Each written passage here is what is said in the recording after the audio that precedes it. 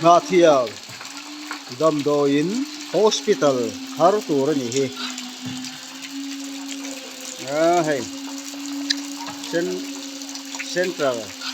thang koro vai te an India te in an lon sa hei an khua ka thlat lo mai ka zot lo wa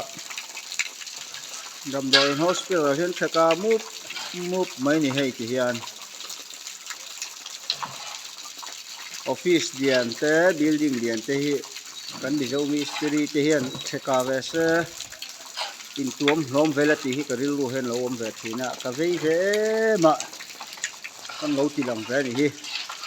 so la biakin so chan mari veng biakin ani a hi la ki ITC tang Mizoram hen tun ma chuan ITC Integrated Training Center ni hi takhat chi oman tia tun no hen om belem ka thelo wa hi training nan an ron mang thina ni i la ITC tlang hi mo an top nan hei hi